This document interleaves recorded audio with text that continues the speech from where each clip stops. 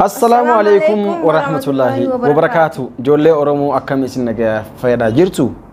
Ega turre jira sinra banne jira. Wanni kana banne waan mahaaluma jolle oromo qaysi jirtu kana nu bachise jechuudha.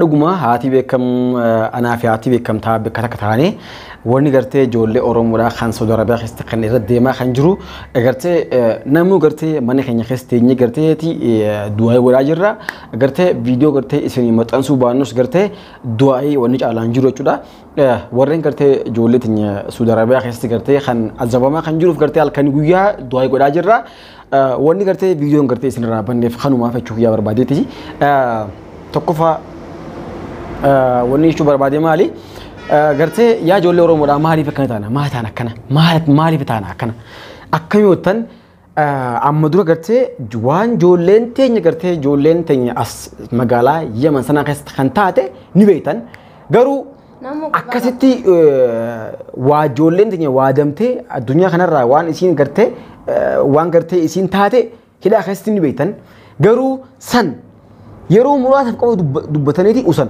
yeroo muraasa qofa bas dubbatanii usan social media mootummaa qabna waadis mootummaan qabu saniifu rabbi khaliq qabna garuu wani khanisa barra kan nagattisiise gartee yeroo ammaa tanatti gartee kan jolle tanya kan hidhaa Saudi Arabia keessatti gartee kan azabamaa jiruuf gartee kan du'aa jiru garuu jannata rabbi qananis takka jolle maaliif taana salatu khadu du'ee jira rabbi rahmataa godhuuf garuu akka jolle Yemen godhaa jirtan usan hanga ammaan tanatti kun rakkina jolle Yemen khadubbatu jiru ammallee jolleen Saudi Arabia kan jirtu gartee karaan isaanii sanum akkasuma fakkaata akka xiyyatti akka mayaada mataa yasinti la akka sanin taane sagalee haataanuu fi bikka jirru namu diasporaan biyyalaa jiru hiriira sagalee haataa'uu fi namu bikka jirtanii hiriira baafi ilmaan oromootiif dirmadhaa isiniin jenna jolle oromoodha akka jolle Yemen gartee social media xiqqishoo facebookaas gartee youtube irraas gartee namu iyyaa ture caljaan yeroo muraasa wada namu chumanus caltaay akkas karaan Saudi Arabiyaatis garuu ta'uu qabu takkateemi lamaddii ta'uu qabu wanni akkasii irra deebi'ee ta'uu qabu maataan akkana sagalee qofa yoo dadhabde haa Ameerikaa jirtu gabbai hiriira bai wal dammeessi kaara biyya jirtus yoo gartee gabbaatee irra gurgurtu dadhabdees Facebook irra bai liivii dabarsi yoo hangartee saayibbootan keetii waanuma dandeen namu waan dandeen garuu hanguma dandeessanii gartee sagalee taa'uu maa dadhabdan maaliif ta'uu dadhabdan callisaa maa calliftan jolle Yemen kunoo hangamma warreen asirraa gartee habadee asirraan gartee mootummaa biyya kanaa qabee adanii darbee jolleen tanya achirraa hangammaan tana azabamaa jiran garuu hangammaan tana jolle Yemen gartee unoo xiqqisho kana gartee BBS gubbatti arkaa jirra malee miidiyaan biraa tokko gabaasaa jiru hin jiru hangammaan tana OMN xiqqisho godhaa jira garuu guyyaadhaan gartee wanni kun hanga furmaata harkatutti gartee yoo gabaasa godhan maal rakkoon rakkoo maaltu dhufu qoy natti himame guyyaa lama sadi iyyanii usummaa fayidaa qaba hanga rakkoon san gartee furmaata harkatutti yoo jala yaaneen dubbanne osoo qabnu hanga rakkoon san furmaata argatu amma hatta warreen suudii keessa jiran qoonqoo argatu hin jiranii abbalayyan kiyya waan dhumu jiranii qoonqoo jaanina buskuta abbaa tokko itti kannan buskuta abbaa tokko ka ilmaan qabu jiricha keessa ka ijoollee xiqqoo sana qabu jira kanamuu ijoollee nama qabanuma beektan ijoolleedha daa'imni manidhaa san keessa jirraan beeku abbalayyan keenya saniifuu ijoolleen tanya hizaa barra nu jala azabamaa jiranii amma fakkeenyaaf ijoollee takkaan reefuun tanaan gartee himoodhaan qonnamee ture jechuudha maal naan jaan gartee ummanni amma zaamaa tanatti gartee sijala fiiganii yoo ati gartee dura fiite kun amma akkuma harkaa jirutti gartee gurbaa tokko gartee inni dura fiinaan bakka dalagaatti dhaqanii bakka dalagaatti dhaqnaan inni dura fiinanoo xawwaa wala rasaasa itti bananii ajjeesan jechuudha kammoo hidhaa keessatti kan du'aa jiru gartee hangan ajee dubbachuun isaa bara nama cinqa ma sagaliiti gartee dhumee jechuudha akka deemaa jira hidhaa keessatti jechuudha ijoolleen maaliif namni gartee hidhaa Saudi Arabiyaa san keessatti kan gartee kan arke anaa beeka hidhaa san keessatti anaa beeka achi keessatti baay'ee takkaa fi guyyaa 20 hidhame hidhaa san keessa jechuudha oowwa san keessatti hidhameetiin beeka gartee oowwa hidhaa san keessatti qisho wal dhabne ture ijoollee ummata biraatti wal dhabneeti gartee daqiiqaa muraasaaf gartee mukayyafa wadhaamsanii dhumneen siin jee bishaan yeroo asiin dhuyne qaamaan deebi'a. Mega oowwa maal bishaan maal sii godha oowwa. Bakka caalumenne bishaanuma kana gartee bishaanuma oowwaami oowwuma kana gartee hammaamnis nu biraami caalumenne bishaan kana gisee kun seenu kana salfiin akkana wal eeggannaan jee salfii akkana wal jala buune jechuudha. Bishaan kana finna ganna godhaaf maaliif mukayyafni jiru. Gisee kun asiin finna kana asiin deebi'a bishaanuma kana yala wal jechuudha. Bishaanii fufu ibidda. Walitti nu sina bikka jirtanii sagalee haa taanu. Nama warri dhaaqees jiru kanaaf sagalee haa taanu. Sagalee toomaa dadhabne. Yaa obboleen kiyya tattaa akkanaa mi dubbiini. Dubbiin namni gartee amma mataa kiyya irraa qabyan maali beektaa amma naragaa keessa irraa jira. Ijoolleen achi keessa immoo gartee waan isaan gubbaa jiran. Daa'ima qabatee jiru jira. Daa'ima xiqqaan haa qabu jira. Maaliin tahanna. Dhalaan tagaraa qabduu jira achi keessa. Hayyee haya. Mii kan dhukkubsee san makki godhaa jiran maal beeytanii? Kan dhukkubee calraa jaan. Yoo danda'e immoo yoo gartee dandamatu baatu immoo awwaala uummanni takka khalaas waa takka tiisaa baan jiran. Maaliif mootummaa nagaa hin qabnu? Silaa mootummaa nagaa qabaannee ijoolleen tun mootummaa dhabaatu gartee akkana midhaa Suudi Arabiyaa keessatti ijoollee teenya gartee ajabamaa jira.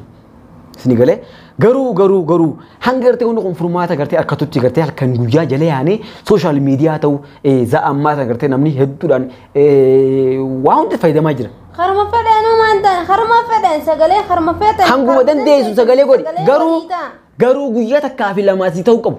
Waa sila hanga ijoollee san hidhaa san keessa. Hanga furmaan ilmaan Oromoo kanaa dhufootti. Torbaan tokko waayee takkaa fi guyyaa 15 fa'aa iyyitanii ol deebi'uun bu'aan qabdu.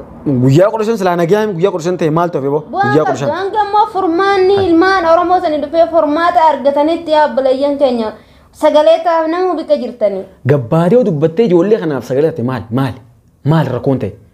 Obboleetti. Ilmaan dhalee qaba. Isin qaalee kana qabna. Dila kana babbaqitan kana isin qabna. Yaa ilmaan Oromoodha.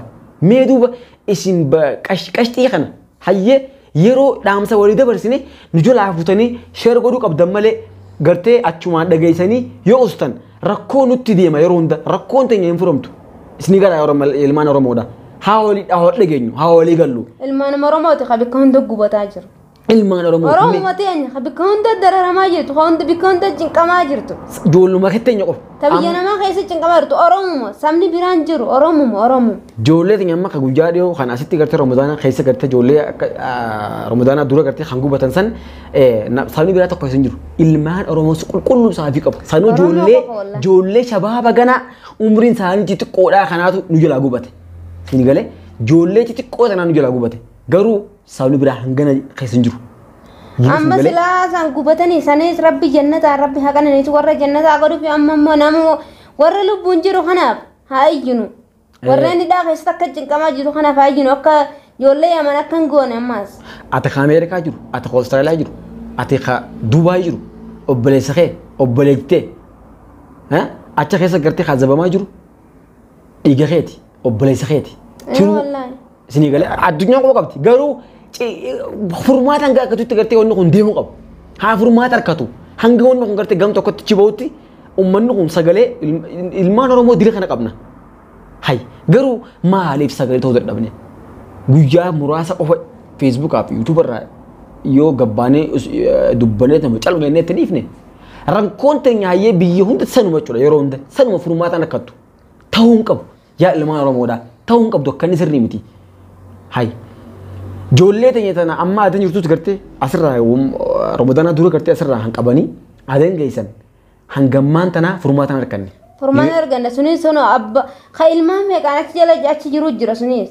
Ilmaan Oromoodhaa gartee meeqaatu gartee abbaan achi jira haadhaa fi ilmoon ammoo as kophaa azabamaa jirti. Nama meeqa harkaa jirra. Isaanii sagalee ta'a. Ilmaan achi jirtus numa jira. Haati haadhaan qabne abbaa qofaan ilmaan achi jirus numa jira. Oowwi kanaa sana jee dubbachuun baay'ee nama rakkisa. Oowwichi jiru.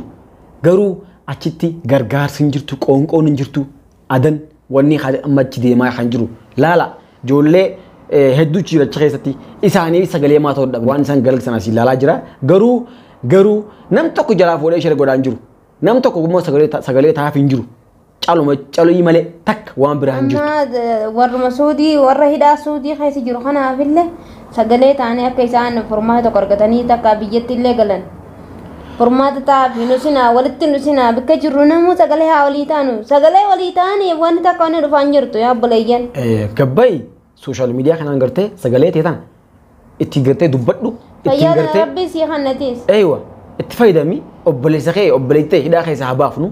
Gartee tokko taane yoo tokko taane gartee waa uumuu dandeenya yoo immoo tokko hin ta'in waa takka wanni deemaa hin jirtu faayidaan hin jirtu saniifuu namoonni bakka jiru gartee ijoollee sanaaf gartee hiriira baanee isin keessaafuu gartee warri Ameerikaa gartee jirtan biyya biraa keessan gartee kan jirtan illee gartee wal dammeessanii namuu gartee biyya jiru wal dammeessee uummata kanaaf gartee uummata keenya qaqqaalii kanaaf gartee sagalee taanee hojiitti hojiidhaan gartee waan kana agarsiifnu isiniin jaa egaa dhaamsi gartee anaaf isaan qabu dhufne kana fakkaata waan biraa waan fakkaata waan nuti qabannaa dhufne kanuma fakkaata ilmaan oromoo kana garaan nu nyaatee wallahi akka malee garaan nu nyaatee daa'ima kana gizeecha keessa garu garaan akka malee nu nyaatee qoonqoo isaan hin qabne sana buskuta tokko nama hiran kana garaan nu nyaatee tanumaaf buskuta gartee daa'imni nyaatee hin quufne namni guddaallee kannaa jira namni guddaadha habbaa tokko bishaan nu qabne habbaa tokko buskuta guggugaa arkaa jirtan waan nama deemaa jiru